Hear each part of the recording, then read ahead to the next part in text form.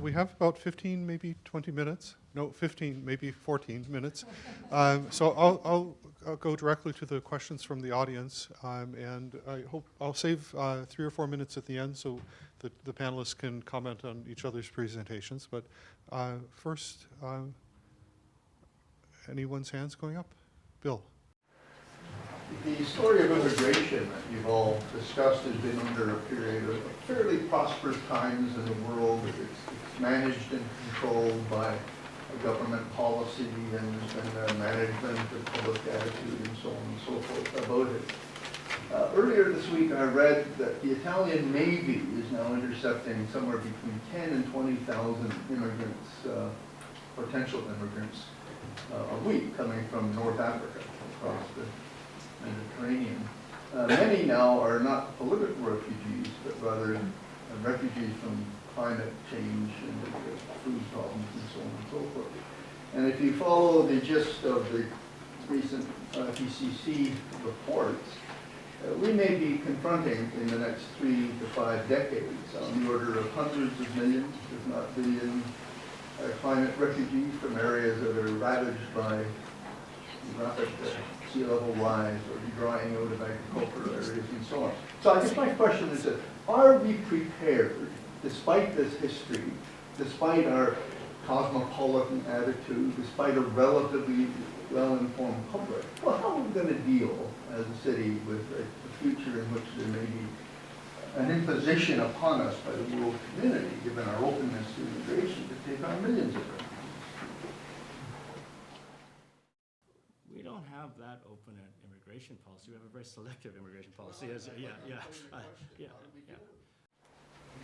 Is there anything in our experience is this even a realistic concern? Let me just pick up the point that Henry began. Canadian immigration policy is highly managed, and over time, though there is a sense that Canada is a great humanitarian nation, and we remember, those of us who were around, the boat people of the 1980s. In fact, the proportion of refugees coming to Canada has been steadily declining, and the proportion of economic migrants has been steadily rising. So that economic migrants now are over 60% of immigrants to Canada. The family sponsorship program is maybe another 25%. That doesn't leave much more than 10%, sometimes 12% for refugees. So are we prepared? Well, we most certainly are not prepared. We take actually relatively few refugees as it is. But neither is any other nation prepared for changes which were, if they were indeed as precipitous as you suggest, and most likely they will be more gradual, but still present a substantial government challenge and national challenge. No state is ready for that. Absolutely not. Even though the International Organization for Migration is constantly putting out policy papers about global change and migration. They're certainly trying to raise awareness. But no, I don't think any nation is, well, just as we are not prepared for global warming at all. So the consequences of it, we are not prepared for either. I totally agree with David. I just want to add that if you think ethically, of course, we're the ones who are causing the climate change that people are having to deal with in the global south. So ethically, well, you could argue you have to be prepared. We have to be prepared. And then practically, I mean, Canada and the United States as well are relatively empty countries compared to a lot of countries around the world in terms of population, especially if people didn't come to the big cities, if they went other parts of the country. But so practically, it makes sense. Ethically, it makes sense. Is it going to happen? I don't think so.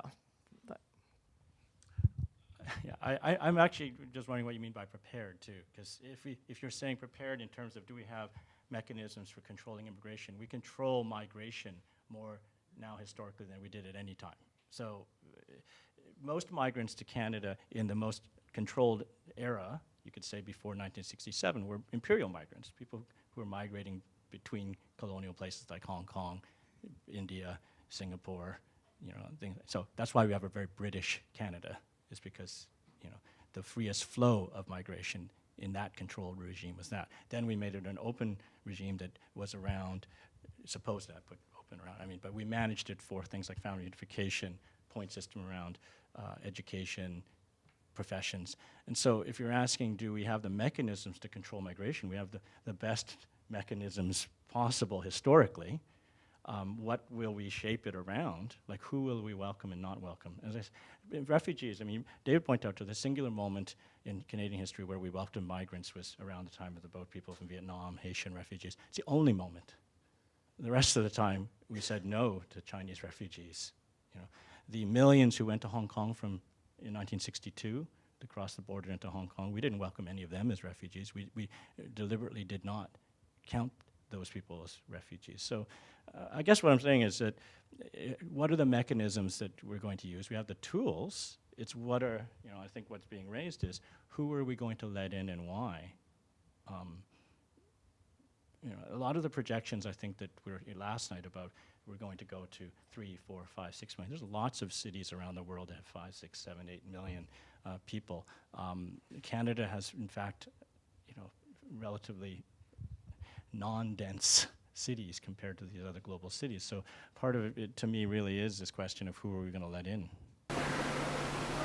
Should we be actively developing policies around them? Probably. Yeah.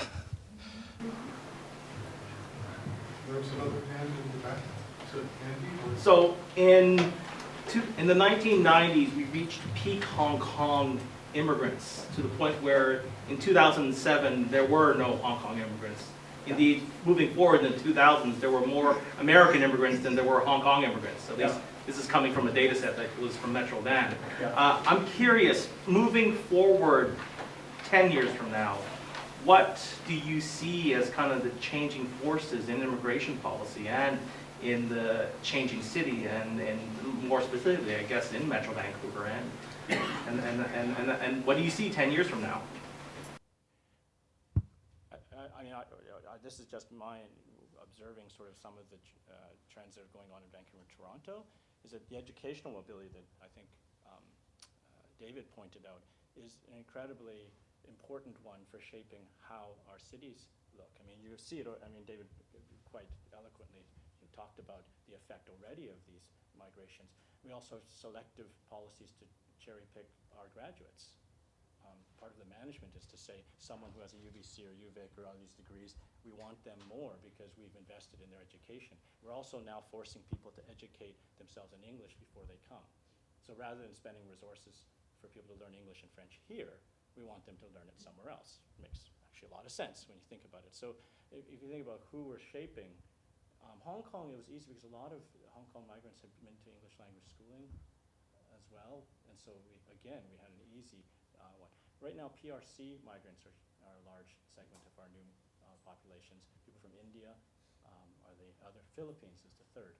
A lot of the Philippine migration is bimodal. It's either temporary foreign workers who aren't going to be allowed to stay versus highly educated Chinese Filipinos who speak 4 languages, sometimes 5 languages, who are in places like UBC. And we want them to stay. We don't want the temporary foreign workers to stay. So I don't know if that answers your questions of what's going on. Hong Kong Chinese stopped coming because a lot of them who wanted to get out and got here or to Australia or to New Zealand got out. Right.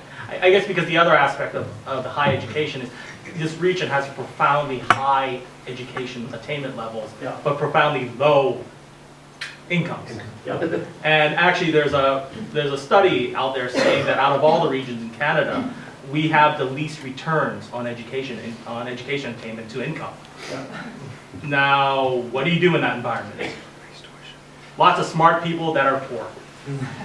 That goes somewhere else. That goes somewhere else. That goes somewhere else. Become a plumber. Because we know the money's not in planning. Sorry, guys. Every day, Andy. Every day. Crushing dreams day by day.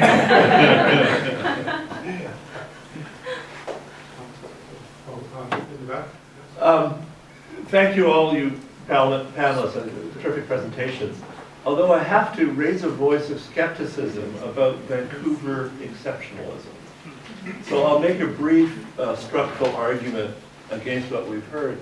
It strikes me there's a structural new type of city that's emerged, starting with Hong Kong, which is a portal city in the Cold War for China. And then Miami, a portal city for Latin America, culturally, economically. Vancouver, a portal city for overseas Chinese. Panama City, younger than we are, is the portal city for Central America and the Andean nations.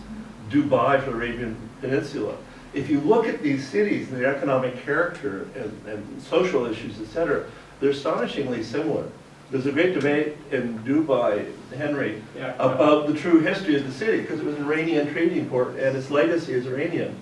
Yeah. And it's been Arabized, to rewrite the history, etc. So I'm just wondering, to what degree are the descriptions that we've heard particularized here really part and parcel of a new type of city, a portal city, that exists globally, and that we are on a track kind of behind Hong Kong or ahead of Panama as a new type of city for which we do not have the right language and literature? I would agree.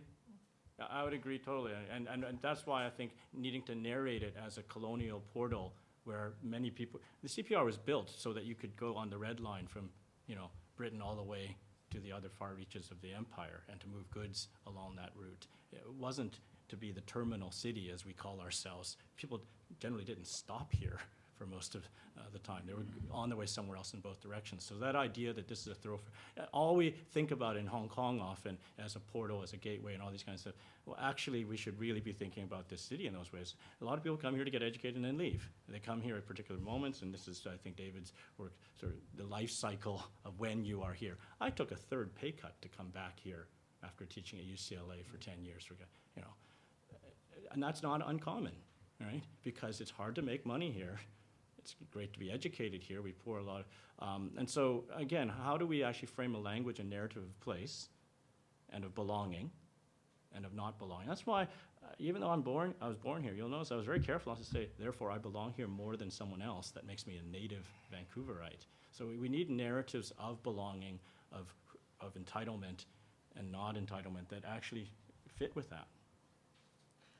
I'll just say, coming in as an outsider, that I take your point, and without knowing those other cities very well, I can't argue directly, but I feel like that one thing that makes Vancouver a little different is its sense of self, and it's also a little bit about Canada, that we're a nice country, and Vancouver is very much, we're a nice city.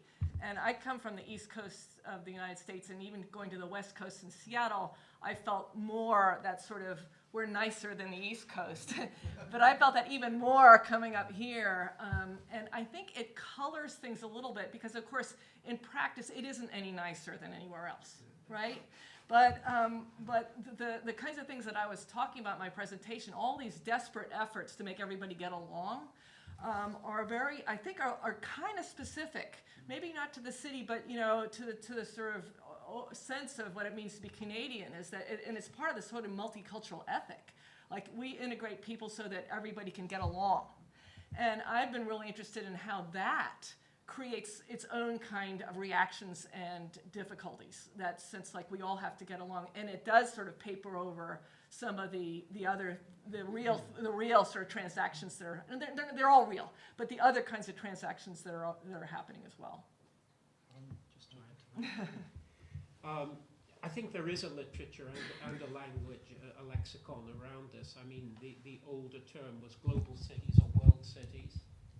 The more recent one is gateway cities, and in any of those instances, what it's referring to is primarily cities that are very closely networked to global flows of people and capital, and thus they do share some things in common. And one of them is very hot housing markets.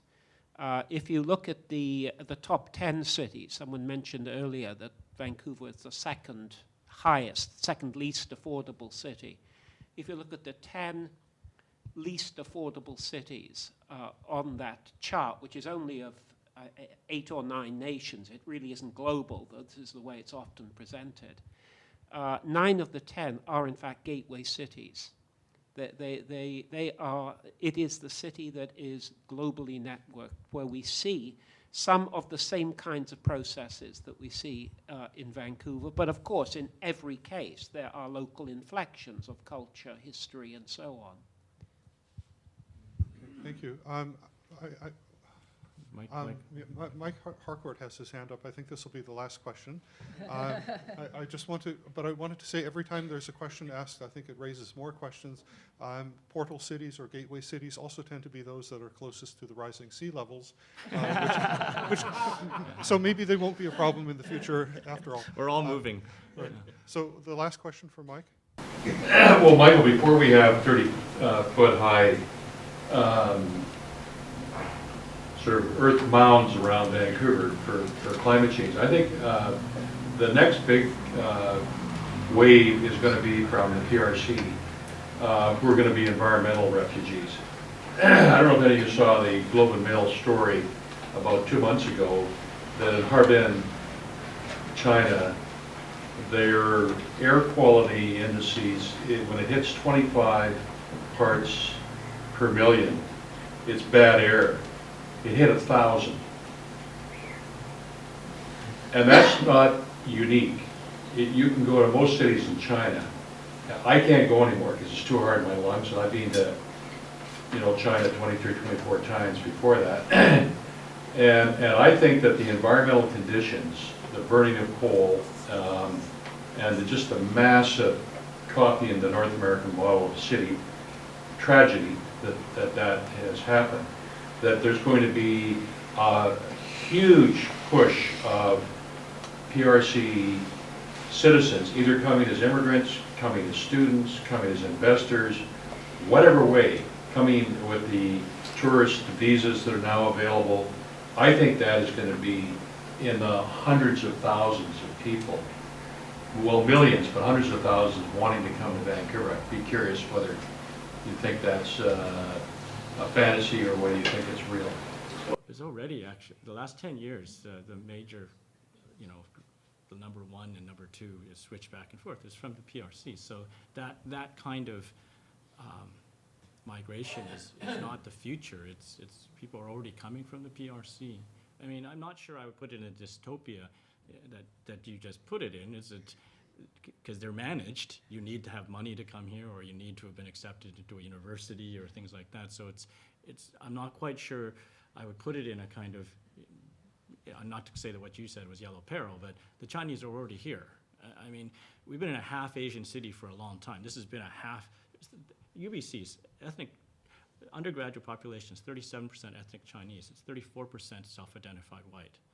The visible minority at UBC is white students. People, fortunately, don't freak out and start calling for nativism. But the reality is that people have been coming from the PRC for a while. They've been coming with money. South Campus, the per square foot costs of a condo in South Campus right now is $1,100 per square foot. It's the highest in the city, from what I can tell. Overwhelmingly PRC buyers. And so I just put that out as what you're describing is already a situation in the Vancouver region. Again, more questions are raised by the questions that are being raised, and I think we'll have a chance, or I'm sure these issues will come up in the further panels today. So if you'll join me, I'd like to thank the panelists for some fascinating presentations. Thank you.